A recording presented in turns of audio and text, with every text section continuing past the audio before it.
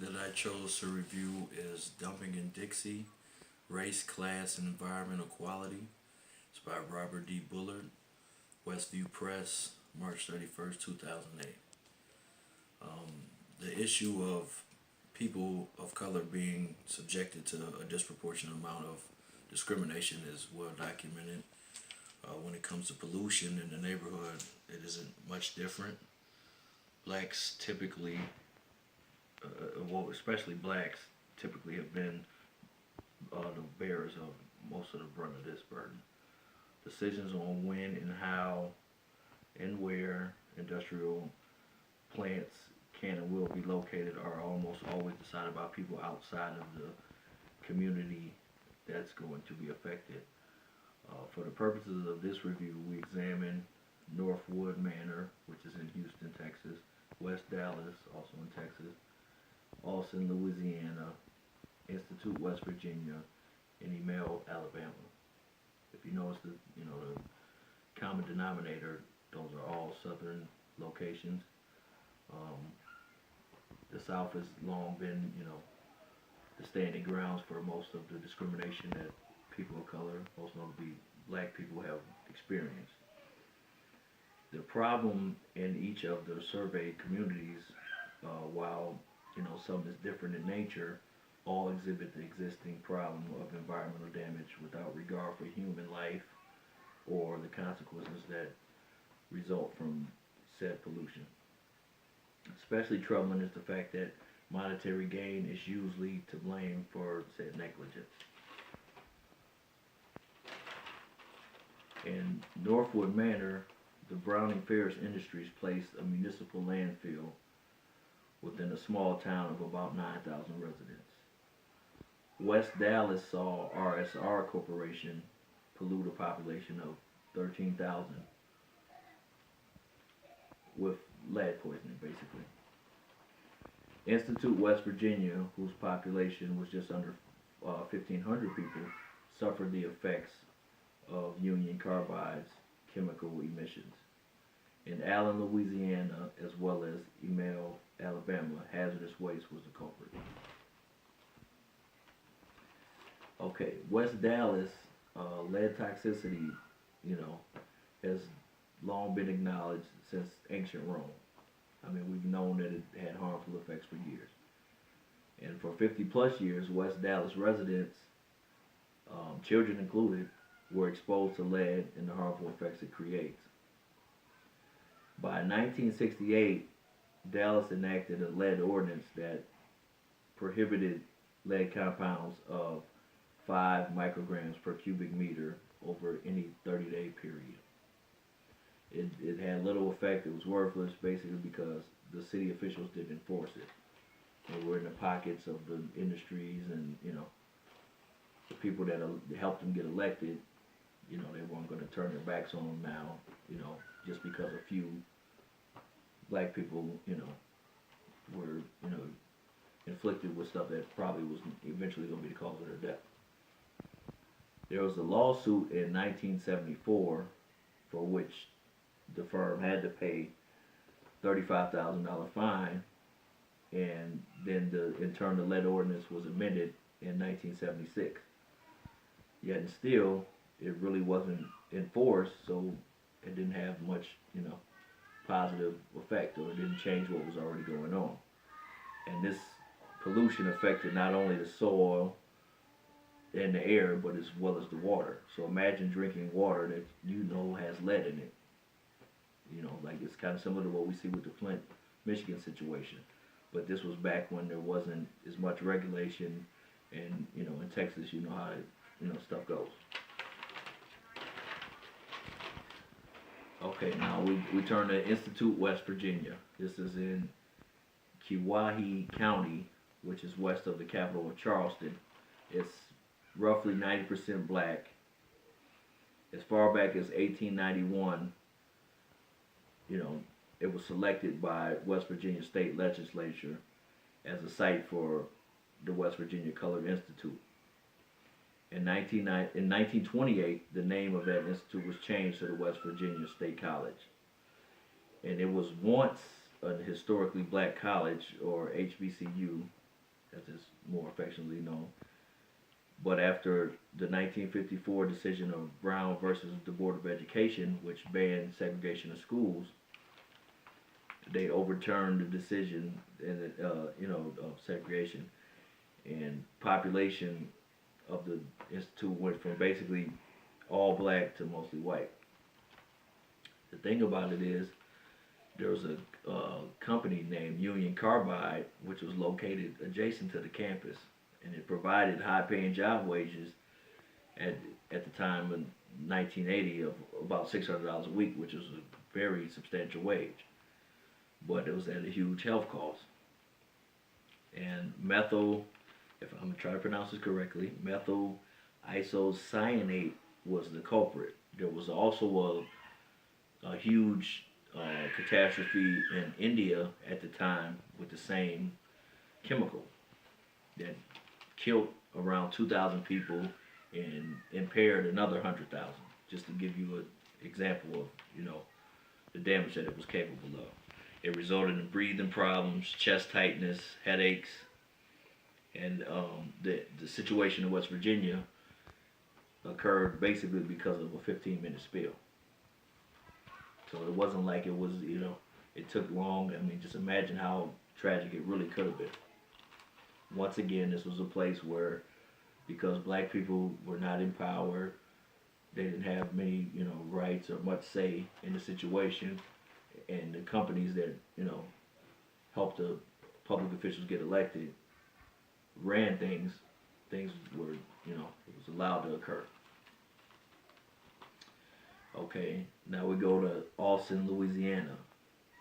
In 1980, there was 1,104 residents, 98.9% of which were black. Most of the residents were landowners. It lies in a region where more than 25% of America's petrochemicals are produced. It was called the Cancer Corridor, if you could believe that. Air, ground, and water are full of carcinogens, mutagens, and embryotoxins.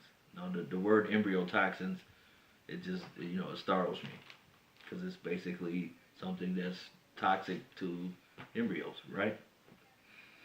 And this was the Rollins Environmental Services Facility that was responsible for this. The residents, many of whom had been there for most of their lives, consisted of elderly women and men, and they've raised generation upon generation upon generation.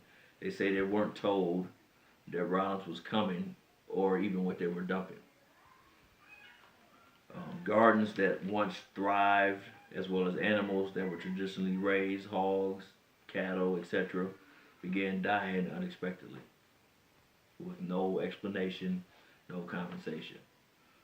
A lot of it, once again, had to do with the fact that there was a lot of money to be made.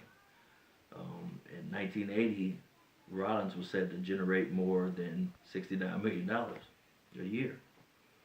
There was, however, one instance of a resident who happened to be white.